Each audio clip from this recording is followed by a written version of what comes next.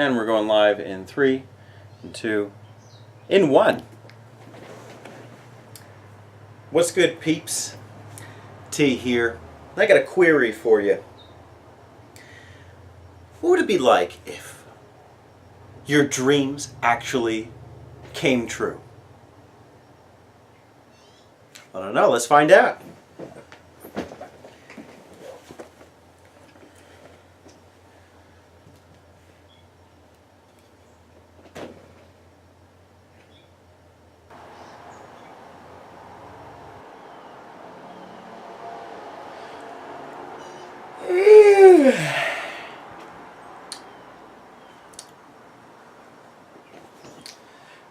Morning. That was pleasant. Alright. Oh yeah, dreams. So I dreamed last night that I went to Kohl's and I picked up a pink shirt, which I've never had a pink shirt in my life, but I thought, hey, it might look good on me, so gave it a shot. So in the dream I felt like this stud, right? Hey, what do you know? I got a pink shirt and I'm a stud. A kid. But the point is, that was a good dream, right? You know, I ended up getting a pink shirt. I've never had a pink shirt, and I look good in a pink shirt, if I say so myself. But how often do you have dreams like that? I would say for me, it's like every other dream, I'll have a good dream, but I definitely have my share of dreams that are terrifying, and these kind of abstract hints to reality, to things that I don't want to think about, but are deeply embedded in my subconscious. There's Freudian stuff to talk about there, but let's kind of drift away from that for now to discuss the primary dilemma of George in The Lathe of Heaven by Ursula Le Guin. So George has a similar problem. He has dreams, but he finds out one day that by having dreams, he is changing reality. The catch is that everyone else doesn't realize it. Only him. So in the beginning of the book, we start out by seeing a sick George who is having head spins over what just happened.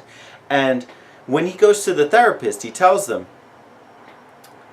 look, I had this dream, and one day my aunt was alive, and the next, she hadn't been alive for 6 weeks. And that's also reflected in his subconscious, because the way that she got into his dreams was because she was annoying him because she stayed in the house for like 6 weeks. So he dreamed that she got hit by a car. And so the next day, she actually had got hit by a car. And this really freaks George out. He wants this solved. He's taking suppressant drugs to stop him from dreaming, but it's not really working, so he has to seek out the therapist's help. But then the question becomes, who do you trust with this power? Because the therapist puts George under hypnosis in order to influence his dreams, but then finds out that he is also aware of the changes just by witnessing George in the dreaming state. It is such a crazy concept. And at first this kind of seems like an adventure, like what's going to happen next? What's he going to dream? What's going to change? And there are some really drastic changes in here that make you question reality. But at the same time, it also becomes this question of, is there a cure? And also deeper questions, maybe like existential style questions of, to what extent are we actually dreamers? How much are we living in the dream? And that didn't surface immediately for me. At first this was more of an adventure, but then it started to raise those higher questions. Naturally, like not even like it said it, but the book just... Well, first off, it is creative, and it takes a lot of creative spins with the science fiction genre. It actually uses a lot of science fiction language, not science fiction, science language, in order to describe the dream state. And you'll see some familiar terms if you've ever took like a psychology course.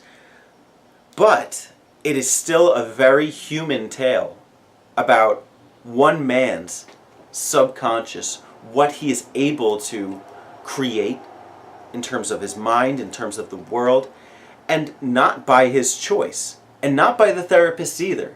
Because I could tell you under a state of hypnosis, you are going to dream X, Y, and Z, and you'll dream theta. Theta is another symbol. But the point is, there is no telling what's going to happen next. There is a lot of suspense to be had in the Lathe of Heaven. So my experience reading the book was largely positive. I very much enjoyed the premise. I thought the premise was great. I thought the writing style was very good, especially like getting more into the science, because last time I read City of Illusions by Ursula Le Guin, and it was more like, I guess, fantasy situated on Earth, but this is more, it's still like just as realistic or potential, but it gets more into like the nitty-gritties of science language. And I really did like it for that, and I liked it for the higher level questions that kind of just emerged naturally. I wasn't so satisfied by the ending. I thought that it was almost like an easy way out.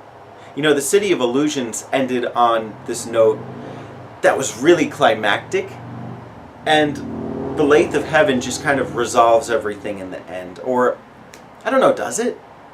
Read it and you tell me.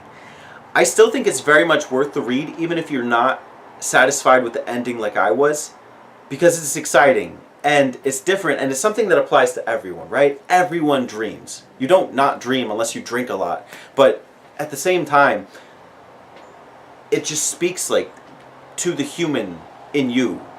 You know what I mean? Because dreams are like this abstract reality. It's like that could never happen. But could it? And the way that Ursula Le Guin writes, you might very well think that it could. But that's it for me, The Lathe of Heaven. You know, I love Ursula Le Guin. I thought I was going to read a different author, for my next book project, but man, I love her. And I can't guarantee that the next one won't be by her either. I just got a Wizard of Earthsea, which is like her contemporary competitor to The Lord of the Rings, apparently. I haven't read it yet, so I'll get back to you on that. But yeah, no, this is a very creative book. Very happy with my read. Glad I got through it. It's another one that I can just put down on the checklist. So for me, enjoy your books, and let me know what you've been reading. Take care, and read on. I'm still working on that catchphrase.